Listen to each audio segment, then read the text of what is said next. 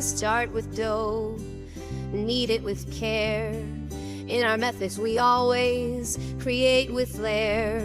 Fry it up golden, the aroma will rise. In every crunchy bite, such wisdom lies. It's layered up like our research weighs. Cultural significance in the meals we raise. Taught by our elders, passed down with love. Our cultural traditions, gifts from above.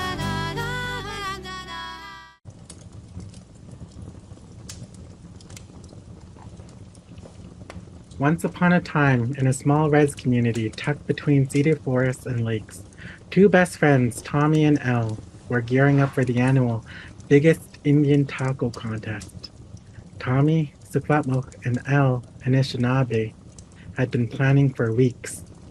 But this year, they had a wild card, Skoden, the most energetic kid on the res, who never turned down a challenge. Skoden was known for his catchphrase, Skoden, which he'd shout before taking on anything from foot races to snagging the last fry bread at the community feast. He was always ready for action, no matter what. Tommy and Elle were nervous. This contest was serious business, like bingo night, where everyone packed the hall with their dabbers ready. Skoden, you sure you're ready for this? Tommy asked, eyeing the mountain of ingredients they had to work with. Skoden! He yelled back, his grin wider than the line for housing. He had already started kneading the dough, arms flying in all directions.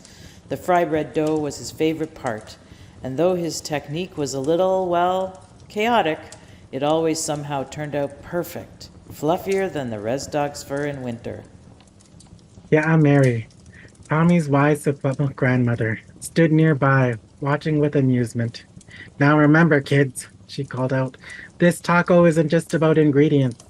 It's about the story behind it. You can't just throw everything together like res cousins piling into a car for a last-minute road trip. Elle laughed. Sounds like Skoden's life motto. Kya Mary winked. Your methods are important, like how you mix the flour, water, and love into that dough. It's the foundation, just like how our people mix tradition and storytelling into everything we do. That's your method.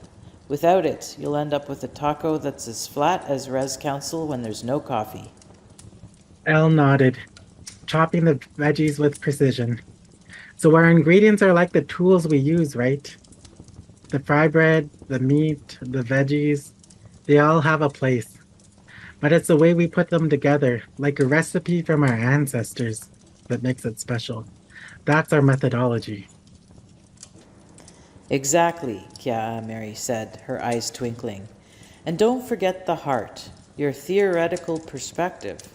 This isn't just about feeding people. It's about connecting to who we are. This recipe was passed down, just like our stories. Mishomis, Elle's Anishinaabe grandfather, chimed in from his spot near the fire. That's your epistemology, too. How you know what makes a great taco comes from your hands, not just your head. From all those times you learned by doing, by listening to your elders, that's how knowledge is passed down, not just from books or paper. Skoden, listening to all of this, couldn't help but jump in. Skoden, he shouted, flipping the fry bread in the pan with a flare. I got this. When it was time to present their taco, the community hall was busier than a res bingo night when the jackpot was high. People lined up to see what everyone had created.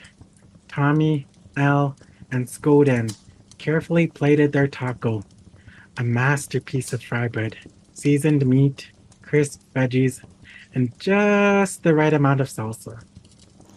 As the judges took a bite, their faces lit up. One of them grinned and said, "This taco tells a story. It's more than just ingredients. It's got heart." After the contest, as the stars twinkled above them, like the lights of the bingo hall at midnight, the friends sat together by the lake. They hadn't won first place, but it didn't matter. They'd learned something even more important.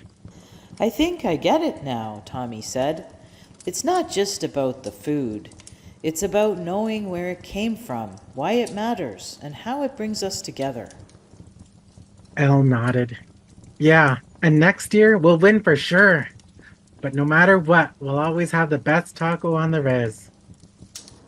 Skoden, of course, jumped up and shouted, "Skoden!" before grabbing the last taco and taking a big bite. "Who cares about first place? This is the best taco I ever had," he said, his mouth full and grinning like a coyote that had just found the best snack in the forest. As they sat by the lake, Mary and Mishimos joined them. Mary put a hand on Tommy's shoulder. You kids did well today. You understand that the food isn't just to fill our bellies, it's to remind us of where we came from. That's something no contest can judge. Mishomis nodded in agreement. Your taco may not have won the prize, but it fed something deeper. It connected us to the stories of our ancestors. That's what really matters. Skoden, never one to sit for long, leaped to his feet. Skoden! Next year, we're going to come back with an even bigger taco, and maybe we add wild rice to the mix. Huh, Mishimos? Mishomis chuckled. Wild rice, fry bread, and a whole lot of heart. I like the sound of that. Mary smiled warmly. As long as you remember why we do what we do, you'll always be winners. Even if your taco is bigger than the band office or as messy as res politics.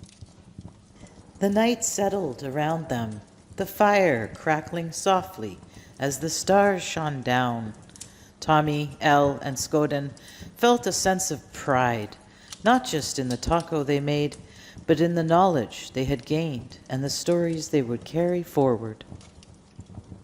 As the firelight danced in their eyes, Skoden leaned in and whispered, "You know what this means, right?" Tommy and Elle leaned in, curious. Next year, we go even bigger. Skoden! Let's make a taco so big they'll have to move the whole contest to the powwow grounds. And with that, they all burst into laughter, knowing that no matter what, their friendship and the lessons they learned from their elders would be bigger and more important than any prize.